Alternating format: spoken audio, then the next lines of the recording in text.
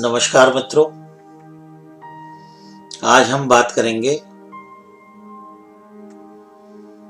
कि कुंडली के अंदर मंगल ग्रह क्या होता है, वो अपना रिजल्ट, अपना प्रभाव व्यक्ति के ऊपर कैसे छोड़ते हैं अपनी दशा, अपनी भुक्ति, अपना अंतर आने पे।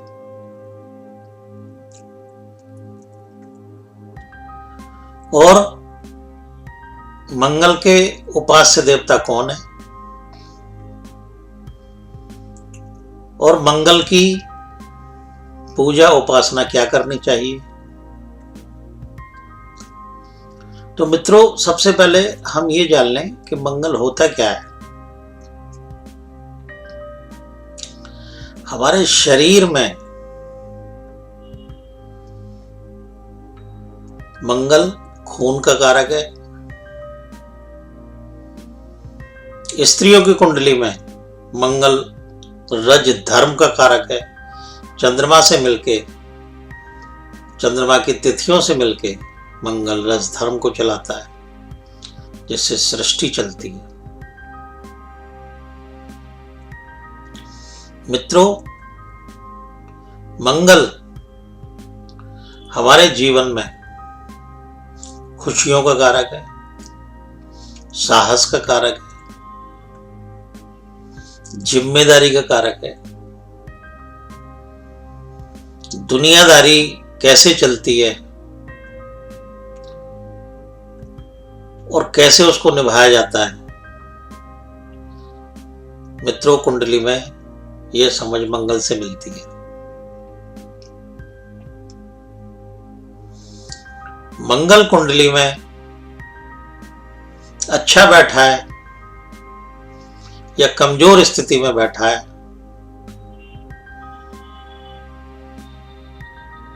जैसा वो बैठा है कुंडली में, वैसा ही व्यक्ति को प्रभाव डालेगा।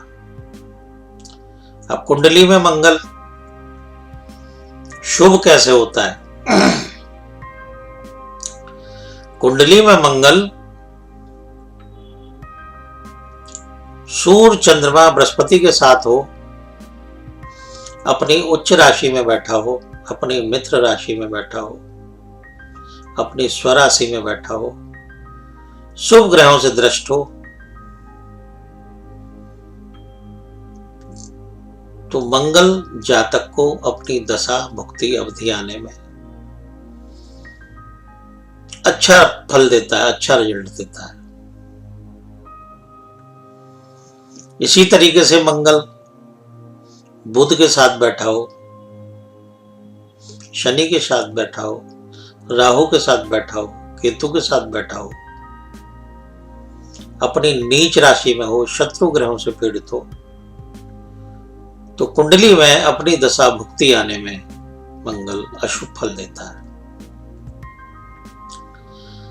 तो मित्रों, कुंडली में शुभ फल के क्या प्रभाव होते हैं, शुभ फल व्यक्ति के कैसे देखे जाते हैं कि कुंडली में अगर मंगल शुभ बैठा है तो ये व्यक्ति को क्या क्या फल शुभ अच्छे देगा। तो मित्रों, ये जान लें कि ऐसे व्यक्ति जिसका मंगल शुभ होता है, ऐसा व्यक्ति जिम्मेदारी का पक्का होगा। अपने घर परिवार की ऐसे जिम्मेदारी निभाएगा जैसे एक फौजी सरहद पे देश की जिम्मेदारी निभाता है। यह मंगल की क्वालिटी है। लोगों की सेवा में तत्पर रहेगा, डिसिप्लिन का पक्का होगा, परोपकार की भावना होगी उस व्यक्ति के अंदर, लोगों के लिए मददगार होगा, अच्छी मदद करेगा, सेवा भावना उस व्यक्ति के अंदर होगी।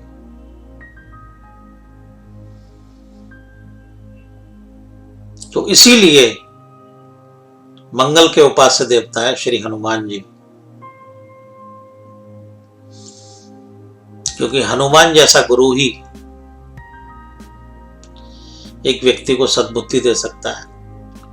एक हनुमान जी ही ऐसे देव हुए जिन्होंने सारी उम्र श्री राम की सेवा में बिता दी। ज्ञानवान, निष्ठावान, अपनी हर कार्य को जिम्मेदारी से करना,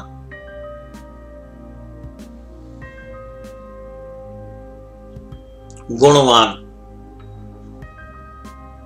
मित्रों, जिनका मंगल शुभ होता है, मैं आप उन लोगों को एक बात और बता देना चाहता हूं कि ऐसे व्यक्ति घर की रसोई का बना हुआ भोजन ही पसंद करते हैं, बाहर का खाना कम पसंद करते हैं। सादा, सुपाच्य और फलाहार जैसा भोजन करने में ऐसे लोगों की विशेष रुचि होती है। तो मित्रों, मंगल के उपास्य देवता है श्री हनुमान। अब आगे मंगल अशुभ होगा, वो व्यक्ति को क्या क्या फल देगा उसके बारे में हम विस्तार से बताएंगे कि यदि मंगल किसी का अशुभ होता है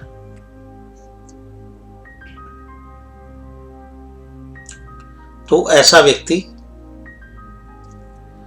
दूसरों को फलता फूलता देख जलता है, हमेशा झगड़े पे उतर आता है, छोटी छोटी बातों को लेके जिद्दी होता है, अपने जरा से फायदे के लिए दूसरे का नुकसान कर देता है। उसका थोड़ा सा फायदा हो, सामने वाले का कोई मोटा नुकसान हो तो वो कर देगा, झिझकेगा नहीं। शुभ मंगल में देने की क्षमता होती है और अशुभ मंगल में छीनने की क्षमता होती है। ऐसा व्यक्ति छीनने में विश्वास रखता है। शुभ मंगल वाला व्यक्ति किसी की मदद करने में विश्वास रखता है। और मित्रों, ऐसा व्यक्ति जिसका मंगल अशुभ हो वो तांत्रिकों के पास भटकता रहता है, भूत प्रेतों में उसका विश्वास होता है, जगह जगह भटक के बीमारी के समय उसकी जोड़ें, जितने भी शरीर के जोड़ हैं वो काम नहीं करते। बवासीर, पाइल्स, दांत, खाज, खुजली जैसे, अल्सर जैसे रोग उसके शरीर में हो जाते हैं, जिसका अशुभ मंगल होता है। एक्सीडेंट, भयंकर चोट, जिसका मंगल अशुभ होगा। अगर मंगल केतु कुंडली में एक साथ बैठे हों तो एक तो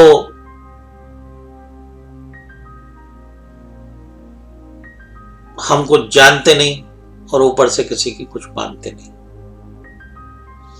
ऐसा व्यक्ति ना समझ होता है, मूर्ख होता है और अपनी मूर्खता के कारण अपने कई कामों में गुस्से के कारण नुकसान कर बैठता है, जिसके फलस्वरूप उसे ना तो कहीं इज्जत मिलती है ना कहीं तरक्की मिलती। इसी तरीके से मित्रों, शुभ मंगल वाला व्यक्ति सामने वाले को समझ के काम करता है।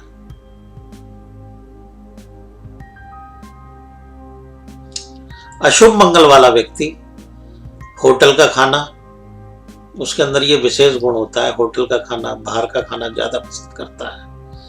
खाने के साथ पीना भी पसंद करता है, पीने के साथ झगड़ा भी पसंद करता है। और जिसका शुभ मंगल होगा वो घर के सुपाच्य भोजन को पसंद करेगा, घर की रसोई का पका हुआ भोजन पसंद करेगा, फलाहार पसंद करेगा।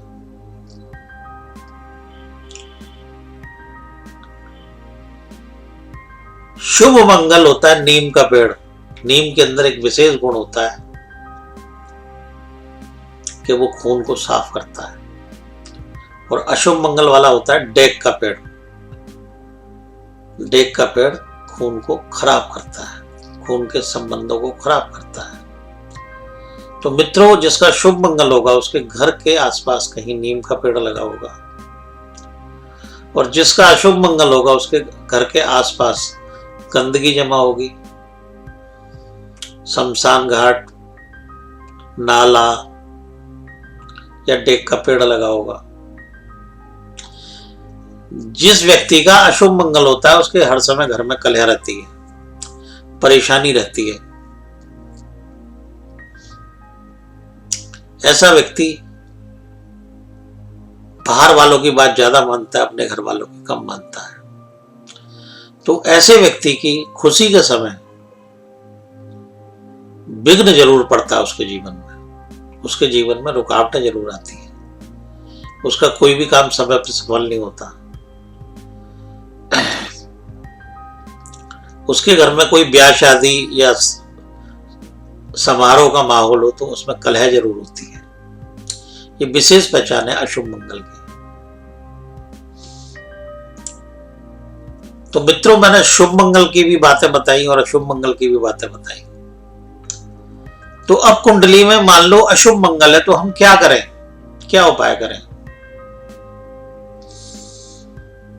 तो मित्रों,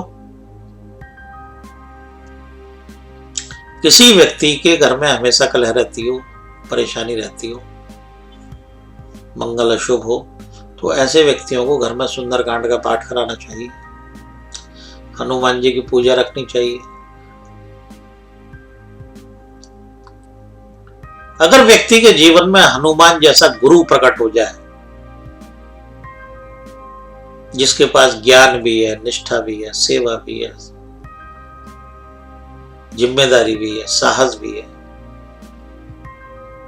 हर गुण से ओतप्रोत है हनुमान जी, तो हनुमान जी जैसा यदि किसी व्यक्ति को गुरु मिल जाए, अगर किसी व्यक्ति का कोई गुरु नहीं है तो मित्रों, मैं विशेष बात बताना चाहता हूं कि ऐसे व्यक्ति को हनुमान जी को ही गुरु बना लेना चाहिए और शनिवार मंगलवार उनके दर्शन करके आने चाहिए, उनके लिए फल ले जाने चाहिए, उनके लिए मेवा ले जानी चाहिए, उनके लिए मिठाई ले जानी चाहिए। और ऐसी भावना, जिनका मंगल अशुभ हो, ऐसी भावना लेके मिठाई जाए, फल जाए, मेवा जाए, लेकर जाए कि ये हम अपने गुरु के लिए ले जा रहे हैं, और वहां जाके चढ़ाए, फल हो, मिष्ठान हो, मेवा हो, बूंदी हो,